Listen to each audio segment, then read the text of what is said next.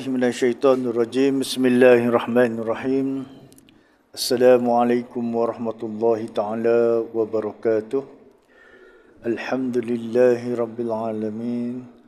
Wassalatu wassalamu ala syafi'il mursalin wa ala alihi wa sahbihi ajma'in. Rabbi shrah li sadri wa yassir li amri wahlul 'uqdatam min lisani yafqahu qawli. ولا حول ولا قوة إلا بالله العلي العظيم سبحانك لا علم لنا إلا ما علمتنا إنك أنت العليم الحكيم ولا حول ولا قوة إلا بالله العلي العظيم. Yang dirahmati Tuan Imam, Tuan Pengurusi Surau, Ahli Jawatankuasa, tuan-tuan, para jemaah yang dirahmati Allah SWT, Alhamdulillah, pada malam ni dapat kita bertemu untuk meneruskan pengajian kita dengan menggunakan kitab Fiqhul Manhaji Mazhab Syafi'i dalam bab munakahat. Kita dah masuk tajuk yang berkaitan dengan nafkah, yang kita selalu sebut bagi nafkah kan. Dia macam mana yang diceritakan bagi nafkah tu. Jadi jenis-jenis nafkah ni yang disenaraikan dalam kitab ini, ada beberapa jenis nafkah. Diletakkan di sini ada 5. Yang pertamanya, nafkah seseorang pada diri sendiri. Sebelum nak bagi kat orang, kira diri sendiri dulu. Sendiri-sendiri lepas tak nak makan minum. Kan? Kemudian nafkah furu' kepada usul, iaitu nafkah anak kepada bapa dia. Kemudian nafkah usul kepada furu', nafkah bapa kepada anak-anak. Usul ni atas turun ke bawah, furu' ni cabang bawah. Kemudian nafkah suami kepada isteri dan nafkah-nafkah yang lain. Ada lagi lah nafkah-nafkah. Andainya kalau kata kita bela ayam, kena bagi nafkah kat ayam tu. Kita bela dah reban, tak bagi makan. Mati ayam tu dosa kita. Kita buka ladang, kan, tanam sayur-sayur apa semua, tapi tak bagi nafkah. Apa nafkah dia? Baja dengan air. Kalau kita tak bagi, mati pokok tu, kita dosa. Jadi kita pada malam ni kita dah masuk berkaitan dengan nafkah nafkah bapa kepada anak. Dan yang akan dibaca pada malam ni ialah nafkah yang tidak diberikan pada masa dia. Sebab masa nafkah ni ada masa-masa tentu kena bagilah. Orang kata biasa kalau hujung bulan bagi nafkah tu bagi. Kan? Jadi sebutkan dalam kitab ini ialah berkaitan dengan nafkah bapa kepada anak. Bapa kepada anak dia. Nafkah yang tidak diberikan kepada furu' tidak menjadi hutang kepada pemberi nafkah apabila ia tidak diberikan pada masa dia. Kan? Dia tak dikira hutang. Kalau kata terlewat, biasanya kita dapat gaji kadang-kadang 30 bulan, kan? Kalau orang kerajaan biasa 25. Kalau orang swasta 30 ke 1 kan, macam tu kan. Jadi 30 malam tu dah kita pergi shopping dah. Macam-macam barang keperluan rumah kita dah beli apa semua kan. Biasanya macam tu. Tiba-tiba bulan yang akan datang tu, bukan 30, 5 bulan baru kita beli. Lepas tu kita pula terlewat nak bagi duit belanja. Kan? Adakah ia dikira hutang? Dia kata tidak menjadi hutang. Tidak menjadi hutang. Hal ini adalah kerana nafkah merupakan pertolongan daripada usul kepada furu'. Ini cerita dia kalau budak anak tu dah besar. Kalau anak tu bayi lagi kan, memang masa tu itu memang wajib dah lah. Sebab dia tak mampu nak bekerja. Tetapi kalaulah anak itu dia dah boleh berdikari, contoh, ataupun lepas SPM dia tak nak belajar dah, kita minta dia sambung belajar, pergilah kolej Mara ada depan ni kan. Dia tak nak juga. Duduk rumah. Kerja tak nak. Tunggu bapak bagi duit. Duit minyak motor bapak bagi. Jadi bulan tu bapak tak bagi. Adakah dia kira hutang? Tak. Tak ada hutang kan. Oleh itu ia bukanlah pemilikan hak tertentu, tetapi diberikan atas hubungan kekeluargaan. Ini berbanding dengan anak kecil yang macam besar-besar ni, itu memang tuih kewajipan kita. Ini sekiranya furuk tadi itu dah balik, dah boleh bekerja sebenarnya, tetapi dia tidak mampu. Dia malas, bukan tak mampu lain. Tak mampu contohnya anak tu sakit kan, anak tu dia lumpuh ke apa kan. Itu lain cerita. Ini dia ada kemampuan tapi dia tak nak. Dia mengharapkan bapak dia juga tanggung semua. Minta beli duit, beli motor. Ingatkan nak pergi kerja. Rupanya dia pergi merampik je ke kawasan ni kan. Pening kepala bapak jugalah. Jadi bulan tu bapak tak bagi duit. Adakah itu dikira hutang? Tak dikira ya. Sebab diberi itu atas dasar hubungan kekeluargaan. Ya. Maksud dia, si furuk tadi itu, anak tadi itu mendapat keperluannya daripada nafkah. Jika berlaku sesuatu keperluan yang anak tidak meminta nafkah daripada bapanya untuk menampung perbelanjaan bagi keperluan itu kerana ingin menjaga kehormatan diri, lupa atau sebagainya, sedangkan bapa mampu untuk memberikannya, tentulah tidak musabah. Kan?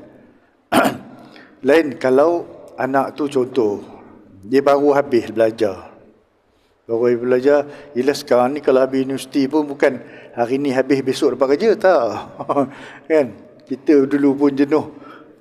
Sana kemari, 2-3 tahun lepas tu barulah dapat. Alhamdulillah Allah bagi rezeki. Jadi, bukan pasal dia tak nak kerja, tapi dia dah berusaha belum lagi. Ya? Dia belum lagi. Jadi dia nak minta pun segan dah besar. Kan? Itu kadang-kadang bapak pun dah terlupa. Ingat dah besar. Jadi dalam situasi itu, ya, anak itu masih memerlukan. Ya, bukan dia tak nak kerja.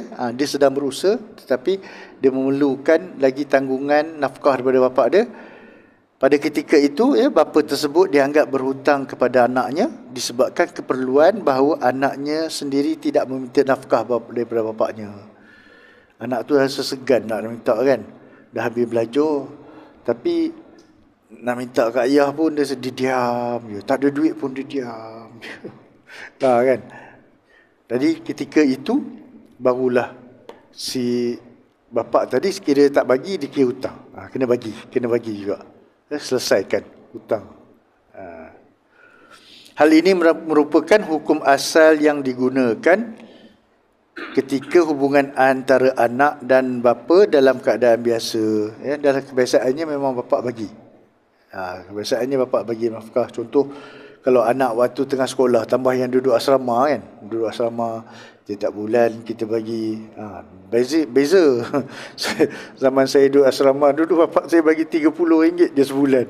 Lepas lah, sebab waktu tu mi goreng pun 50 sen kan. Mi goreng 50 sen. Teh ais 30 sen, 40 sen. Sekarang ni tak ada dah kan. Rata kalau anak duduk asrama tu memang seminggu RM50 lah. Seminggu RM50 memang habis. Memang habis lah. Kalau tidak nanti kesian kat dia. Dia tengok je kawan-kawan dia makan kan. Lau dia orang makan ni, dia ikut mood kan. Ada hari selera ada. Ada hari pergi dia orang makan, Allah tengok lauk dah tak selera dah. Itulah asrama.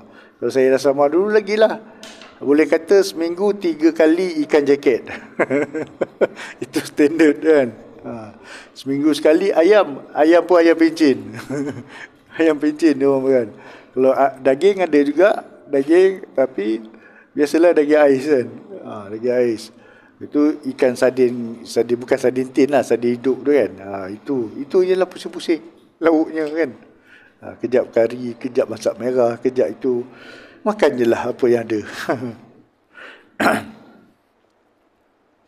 Jadi ketika itu bapa wajib bagi, ya, kalau anak tu masih lagi memerlukan tanggungjawab dia, ya, bukan dia malas nak bekerja tetapi sedang berusaha dan masih lagi dalam tanggungan bapa dia. Tetapi jika berlaku perselisihan, maka hakim perlu menyelesaikannya dengan menetapkan nafkah tertentu yang perlu diberi oleh bapa, atau memberi izin kepada anak untuk berhutang dengan kadar tertentu atau kadar yang diperlukan atas nama bapaknya. Contoh, ya. Kalau berselisih lah, anak kata patut ayah bagi setiap bulan, ayah bagi dia 200, tapi bulan ni ayah tak bagi, dia berselisih. Dia boleh bawa, ya, aduan ni kepada pihak hakim, ya, yang mana hakim akan tetapkan bahawa kamu sebagai ayah, selagi anak kamu tak bekerja ni, tanggungjawab dia bukan tak usaha, dia berusaha, tetapi kamu tak bagi nafkah, kamu ditetapkan, hakim keluarkan surat, kena bagi setiap bulan 200, maka kena bagi. Dan ketika itu kalau ayah tak bayar, ayah dikira hutang juga. Dikira hutang juga, ya. Ataupun anak tu, contoh duduk asrama, nak beli barang kat koperasi, duit tak ada. So buka buku apa? Kalau dulu buku 35 buku 35 atas nama ayah. Dia nak beli apa kat kantin ke apa ke, masuk buku 35. Sebulan sekali ayah datang bayar. Selesai masalah macam tu. Oleh itu, nafkah tersebut membuatkan bapa terhutang sekiranya tidak dilunaskan tepat pada masa dia. Ya. Nafkah tersebut tidak gugur dengan berlalunya tempoh melunaskan hutang tersebut. Dia kalau kata terlepas bulan 4 punya nafkah, ini dah masuk bulan 5. Bulan 4 dah lepas, tak, dia kena bayar juga sebab dia dah kira hutang pada bulan 4 tu. Sebab apa? Hal ini adalah kerana ia telah menjadi hak milik anak dengan perintah hakim. Yes, macam saya kata tadi, hakim dah tetapkan mesti bagi 200, kena bagi. Kalau bapa daripada hakim buat perintah bulan 12 tahun 2024. Bulan Januari bapa tak bagi, bulan Februari bapa tak bagi, bulan Mac bapa tak bagi. Tunggakan 600, bapa kena bayar kat anak. Wajib bayar ketika tu, ya.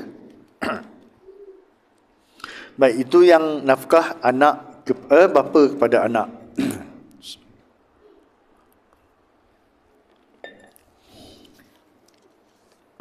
Dan yang seterusnya ialah nafkah anak kepada bapa. Nafkah anak kepada bapa. Usul wajib memberi nafkah pada furu'. Bila saya sebut usul tu bapa lah, ya. Wajib memberi nafkah pada furu', iaitu anak-anak yang orang yang di bawah dia, sebagaimana dalil dan syarat-syarat yang telah dijelaskan pada tajuk yang lalu. Begitu juga furu', yakni anak tadi ni, orang yang berada di bawah ni, bawah keturunan ni, wajib memberikan nafkah kepada usul, iaitu siapa dia yang dikatakan usul ni? Bapa, ibu, datuk, nenek ke atas, berdasarkan dalil dan syarat-syarat berikut. Dia ada dalil-dalil dia dan syarat-syarat dia. Pertama dia,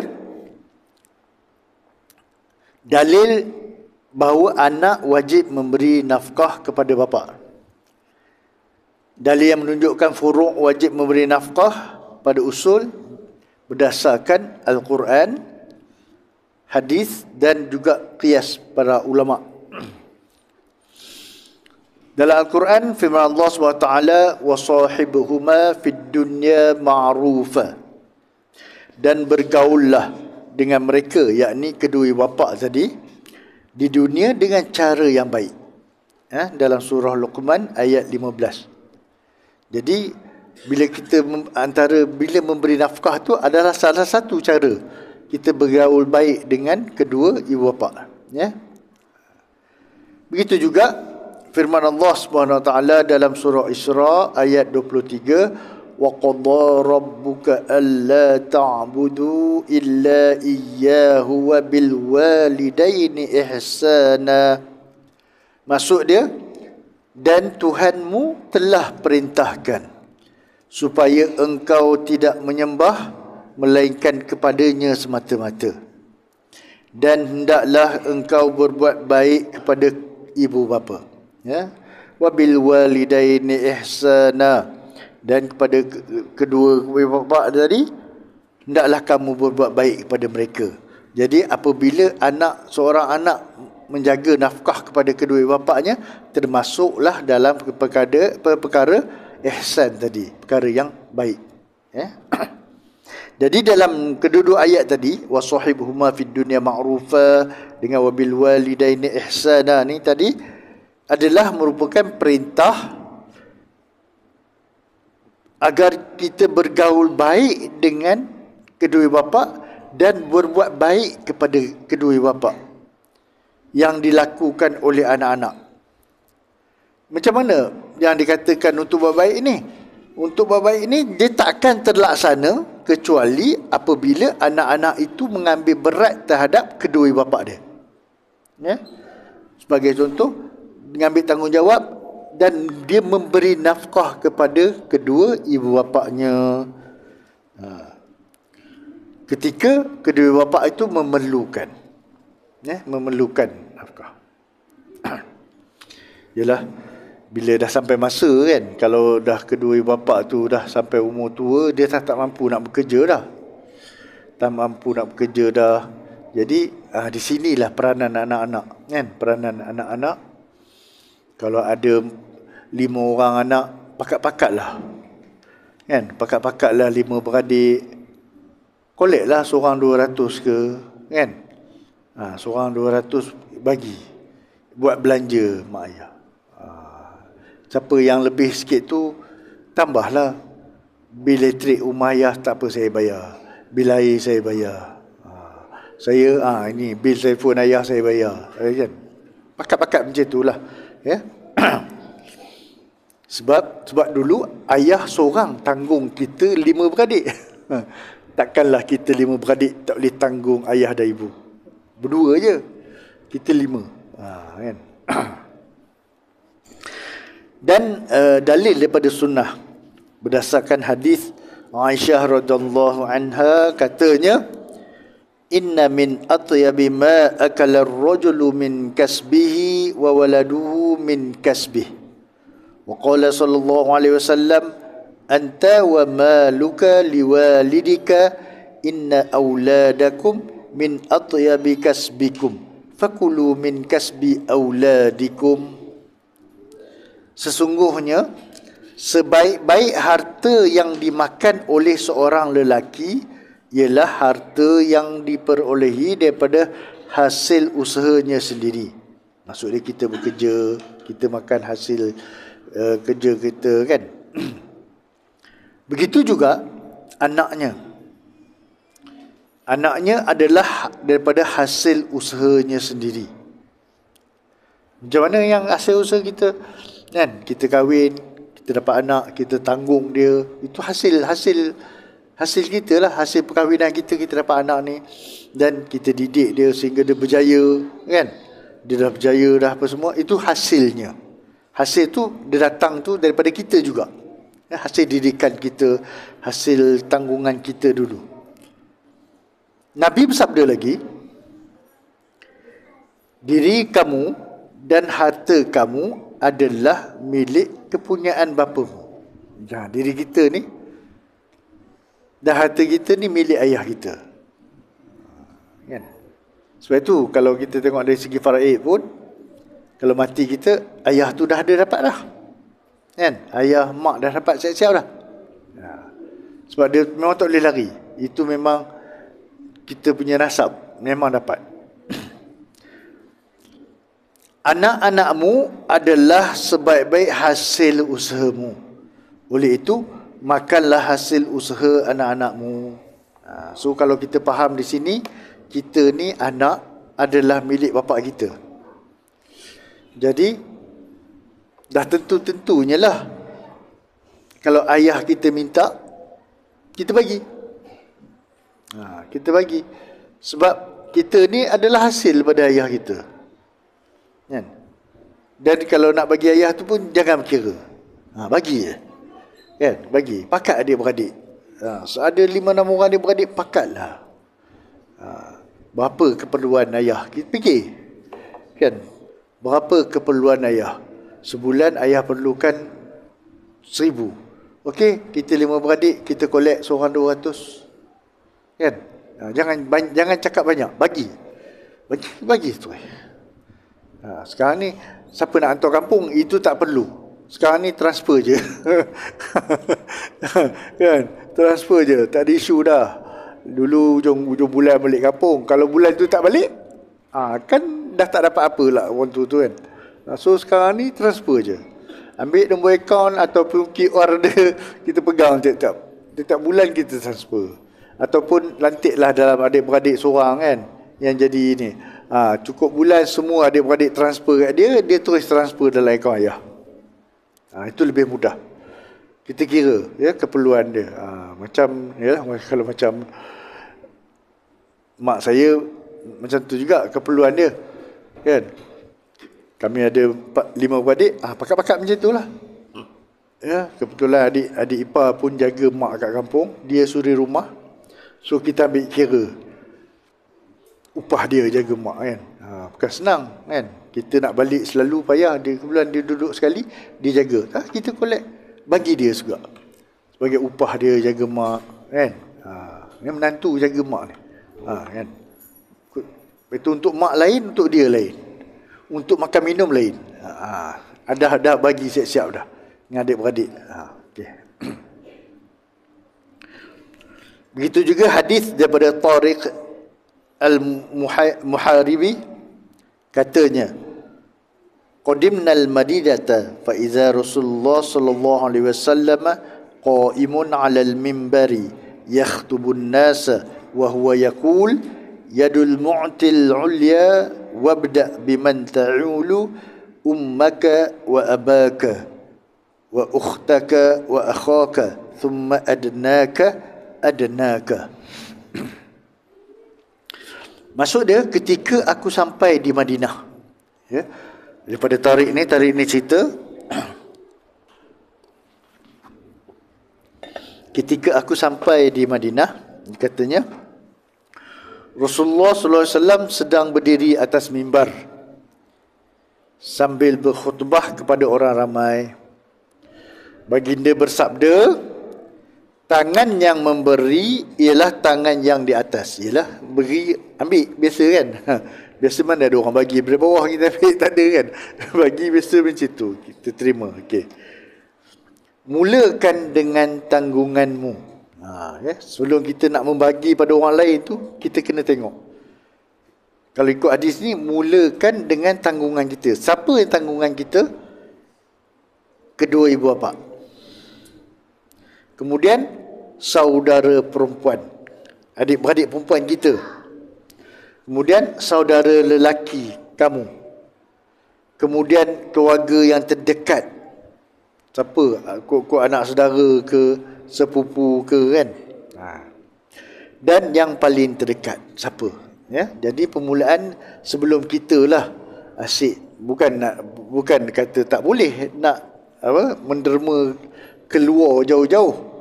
Sedangkan adik-beradik kita sendiri pun dalam keadaan susah. Keutamaan dia adalah kita selesaikan kita punya adik-beradik dulu. Kedua bapa dulu. Kan? Janganlah kita sampai sumbang keluar negara. Kan? Sumbang keluar negara. Buat korban kat luar negara sampai 2-3 ekor sebab murah katanya. Kan? Dia sanggup buat. Seekor kat luar negara baru 2,500 katanya. Seekor lembu. Kan? Jadi yang adik saudara mara kat sini ni, ada yang miskin, ada yang nak dapat daging payah. Maka keutamaan dia buat kat sini lah. Walaupun harga sini, satu panggu sekarang ni dah naik 9 Okay? Tahun lepas pun 800 7,5 8 7,5. Nah, dia sekarang ni 800 800,5. Memang dia akan naik lah. Ya, memang dia akan naik. Jadi Buat. Bila kita buat, kita dapat satu bahagian kita tu, ada bahagian yang kita ambil, yang lain kita sedekah pada saudara mara, pada fakir. Mungkin ada saudara mara kita yang daripada golongan fakir miskin, bagi. Pada kaum kerabat kita bagi. Itu keutamaan dia. Daripada kita banyak bawa keluar. Kan? Sekarang ni trend Malaysia. Bawa keluar kan. Orang Malaysia sendiri pun banyak susah juga ni, kan. Sini berapa ekor sampai? 3. Ada buat? 2. 1-2 ekor biasalah kan. Jadi ini sampai dia jadi macam apa? Geng-geng korban ni, macam itu yang sampai yang ada SPRM masuk lah apa semua kan. Dia jadi salah gunakan dana tu. Dia masuk tu, kita bayar tu. Sekali dengan dia punya tiket flight pergi hotel dia apa semua. Itu tanggungan kita lah tu. Kan? Jadi tak salah dia nak buat. Tapi jangan terlampau gairah sampai orang sini kan. Bawalah ke pendalaman kita lebih banyak kan. Keutamaan kat surau-surau kita ni pun, keliling kita ni pun ramai. Kita punya ahli qaryah yang dalam orang kata B40 kan. B40 yang fakir miskin pun ramai kan. Keutamaan ni adalah yang terdekat. Yang selesaikan saudara mara dulu. Kemudian tengok ibu bapa. Kemudian lepas tu tengok adik-beradik perempuan kita, adik-beradik lelaki kita, kemudian keluarga yang terdekat, sepupu kita, kan, ipar-ipar kita. Barulah kita tengok yang lain, ya. Begitu juga hadis daripada Kulaib bin Manfa'ah daripada datuknya. Qala Rasulullah sallallahu alaihi wasallam, man abarru? Qala ummaka wa abaka wa ukhtaka wa akhaka wa maulaka alladhi yalizaka haqqun wajibun rahimun mausulah. Maksud dia bertanya pada Rasulullah, wahai Rasulullah, kepada siapa aku perlu berbuat baik? Maka Rasulullah jawab, kepada ibumu. Ibu dulu. Kemudian bapamu, ibu dan bapamu. Kemudian saudara perempuanmu. Saudara perempuanmu maksud dia adik-beradik perempuan lah. Tak kisahlah kakak ke adik ke, ya. Kemudian saudara lelakimu, abang ke adik laki-laki ke. Kemudian sanak saudara yang terdekat selepas mereka. Ada anak saudara ke, bapa saudara ke, mak saudara ke, cucu ke, ya. Inilah sebenarnya yang wajib dihubungkan silaturahim. Ini yang wajib. Paling tidak kalau time-time raya, yang ni utama kita ziarah dahulu, kan? Utamanya kita menziarahinya. Ya, ziarah bapa-bapa saudara tu, apatah lagi kalau kedua bapa kita dah tak ada, kan? Maka mereka lah nasab keturunan ibu bapa kita yang paling hampir. Mak saudara, bapa saudara daripada mak, daripada bapa, kan? Ya, maka itulah. Dan adik-beradik kita yang paling rapat, siapa kakak kita, abang kita, maka itu keutamaan yang perlu kita ziarahi.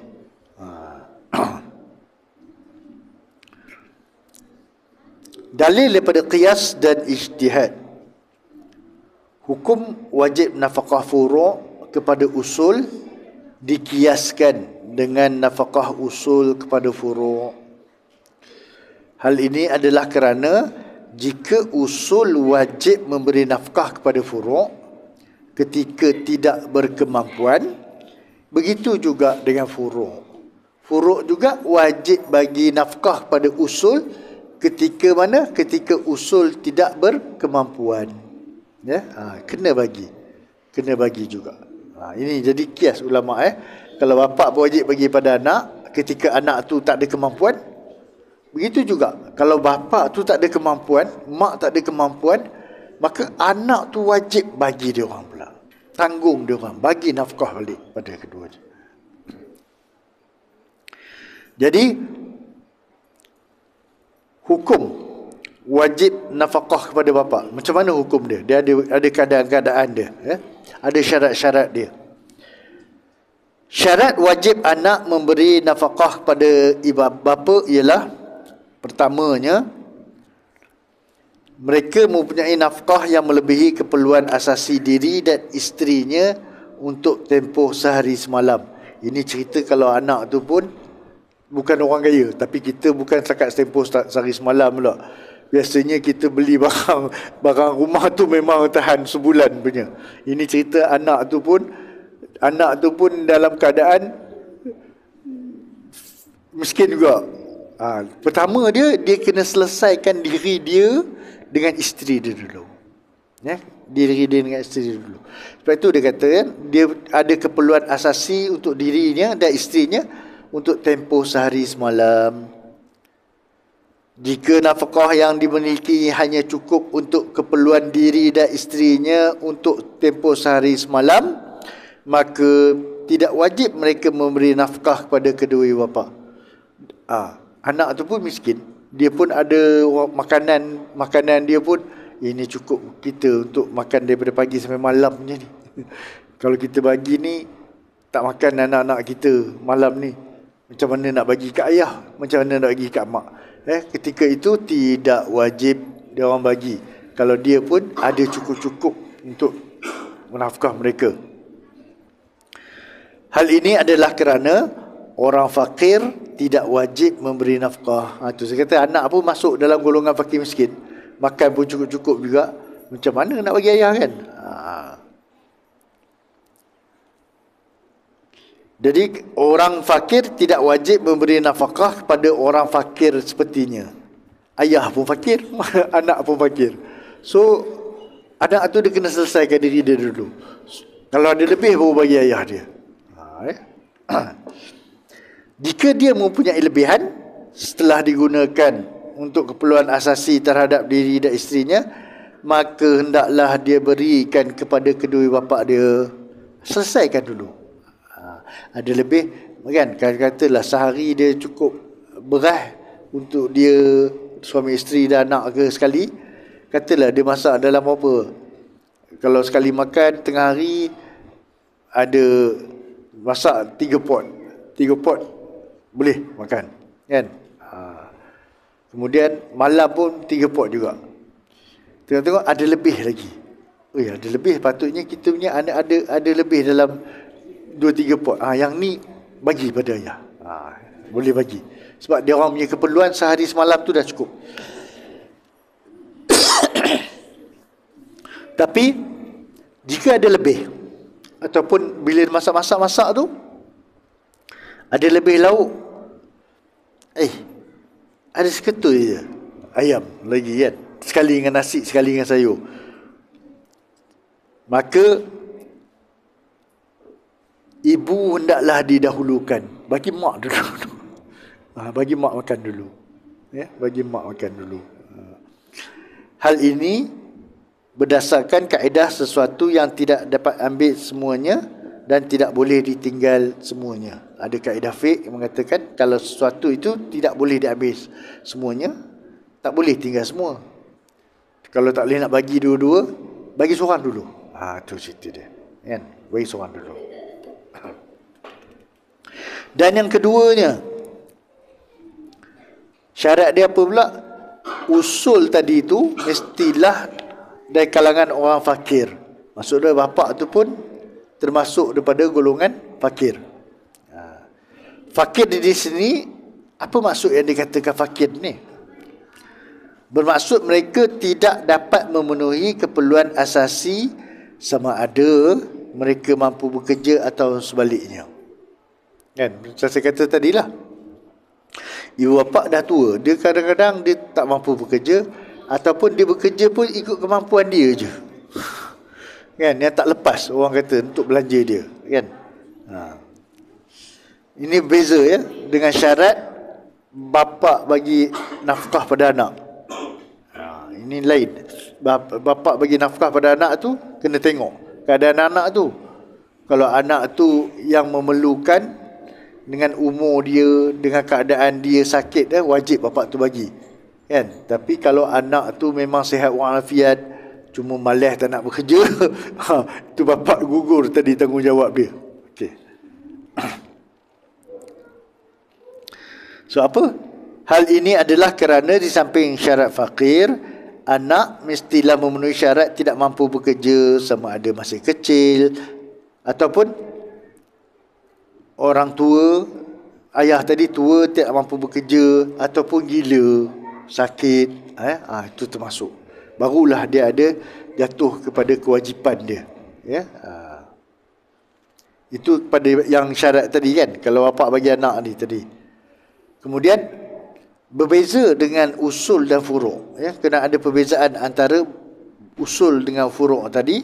Dalam masalah ini ialah usul tidak dipandang hina apabila menyuruh furuk yang mampu supaya bekerja. Betul tak? Bapak memang dia tak, orang tak katalah engkau ni gila ke apa kau suruh anak kau kerja. Tak, itu memang betul lah kan. Sebab itu dia kata usul tidak dipandang hina apabila menyuruh furuk yang mampu supaya bekerja. Memang betul lah. Sampai masa dia, anak ni kenalah kerja untuk sara diri dia sendiri. Kan? Tetapi furuk dipandang hina. Anak ni akan dipandang hina apabila dia suruh bapak dia yang dah tua tu suruh cari kerja. Betul tak? Ayah nak makan, ayah cari kerja lah. Tak jadi. Kan? Jadi anak yang suruh macam tu, anak tu, diri dia tu orang masyarakat akan pandang hina. Betul tak? Kau bapak kau dah tua macam ni, kau pergi suruh pula kerja, kayu bersikar pula tu. Aduh, letih tu. Kan? Lainlah kalau bapak tu memang hobi dia. Hobi dia berkebun, lepas tu hujung minggu dia bawa sayur-sayur dia pergi pasar Pekansari berenang kan. Itu hobi dia, itu tak boleh nak larang. Ini kita paksa dia. Ayah kalau nak makan ke nak apa ke nak duit, ayah cari kerja sendiri lah. Kawan tu dah tua dah, tak boleh. Ya, maka tindakan anak macam ni anak itu akan dipandang hina oleh masyarakat sebab salah demi tangkapan. Tapi kalau seorang bapa suruh anak kerja, tak. Itu memang suatu yang tepat. Sebab apa? Sebelum ni usul bapa tadi tu dia dah bekerja bersungguh-sungguh dah demi membesarkan si anak, si furuk ni tadi ni. Ya? Dan umur mereka pun dah sampai umur tua. Takkanlah lagi mereka nak bekerja, bagilah mereka berehat. Ya, boleh azan dulu. Azan.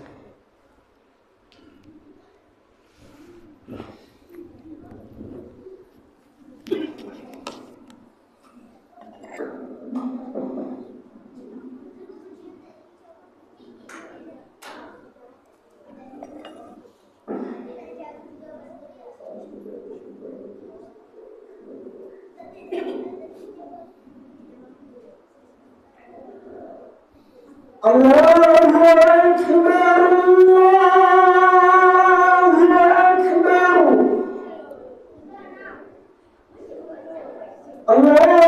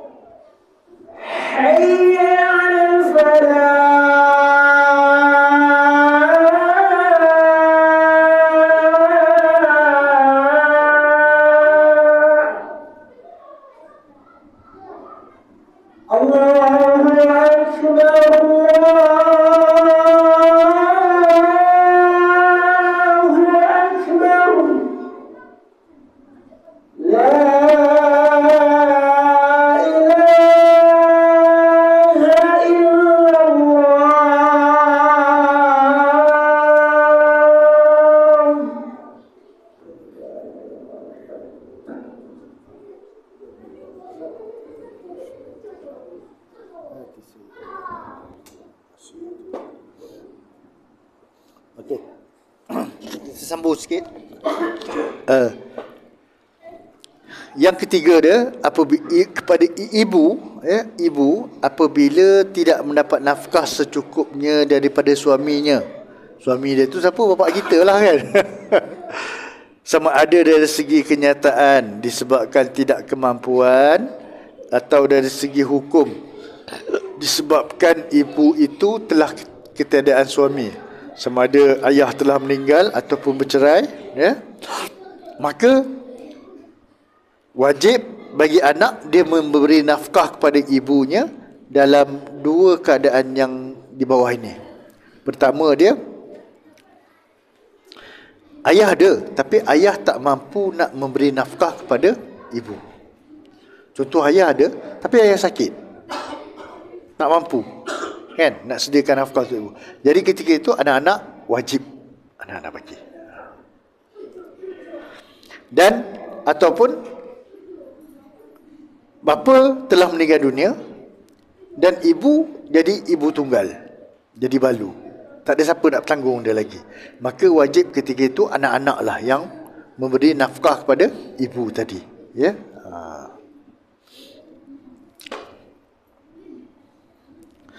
Jadi kemampuan ibu untuk berkahwin lagi tidaklah membatalkan kewajipan ini. Walaupun ibu tu sihat walafiat, orang kata alah, ibu ni kalau kahwin lain tak apalah, settle lah.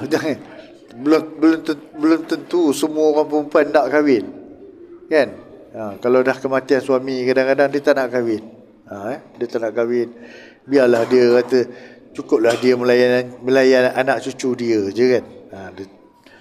Jadi dalam hal ni anak wajib bagi ibunya nafkah. Anak yang wajib. Walaupun ibu tadi tu ada orang yang teringin nak kahwin dengan dia, tidak menghilangkan nafkah, wajib bagi juga pada ibu tadi, ya, untuk selesaikan. Jadi sehubungan itu kewajipan anak memberi nafkah kepada ibunya, dia ada terbatal dalam dua keadaan, ya. Anak tak perlu bagi nafkah pada ibu dalam dua situasi. Maksudnya kewajipan anak bagi nafkah pada ibu tadi itu akan terbatal dalam situasi yang dua ini. Pertama dia, bapa mampu memberi nafkah pada isterinya. So ayah kita ni masih mampu lagi nafkah kat mak. Jadi tak wajib kita bagi pada mak kita, kan? Tak wajib. Sebab ayah masih lagi berkemampuan. Yang keduanya, ayah dah meninggal ataupun dah bercerai. Ibu tadi dia berkahwin dengan lelaki lain. Sama ada suami itu mampu beri nafkah kepadanya atau tidak, tak perlu nak bagi, sebab dia dah ada orang yang jaga dia. Okey. Jika ibu meminta fasah daripada suaminya yang tidak mampu beri nafkah dan fasah itu diterima, ya, maka wajib ketika itu anak memberikan nafkah pada ibunya. Yang ibu tadi pun dah kahwin dia ingatkan suami dia bolehlah beri nafkah pada dia. Rupanya suami baru pun tak bagi nafkah kat dia. Maka dia buatlah dua fasah. Ya? Kemudian hakim jatuhkan fasah tu. Fasah ni memang hakim bagi, ya, bukan suami. Tak ada suami kata aku fasahkan kau, tak ada. Tu hakim dengan kuasa dia. Jadi hakim jatuhkan fasah, maka ketika itu si anak tadi wajib bagi pada ibu dia. Sebab dia dah, suami pun dah tak mampu, fasah pun dah berlaku, maka wajiblah kepada si anak untuk bagi nafkah pada ibunya semula. Wajib bagi nafkah pada ibunya semula. Itu cerita dia. Nanti insya-Allah pada pertemuan yang akan datang kita masuk pada nafkah berkaitan furu' dan usul yang berbeza agama. Adakah boleh kalau berlainan agama, anak Islam, bapa yang bukan Islam, ataupun bapa Islam, anak bukan Islam, macam mana tanggungjawab dia, kan? Macam mana tanggungjawab dia? Adakah wajib diberi nafkah juga atau tidak? Wallahu a'lam.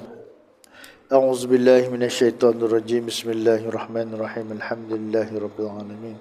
Wassalatu wassalamu ala asyrafil anbiya'i wal mursalin wa ala alihi wa sahbihi ajma'in.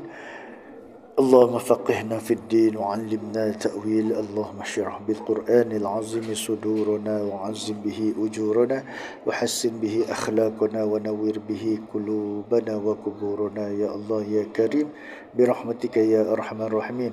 ربنا آتنا في الدنيا حسنة وفي الآخرة حسنة وقنا عذاب النار. وصلى الله على سيدنا محمد وعلى آله وصحبه وسلم. والحمد لله رب العالمين. والسلام عليكم ورحمة الله تعالى وبركاته.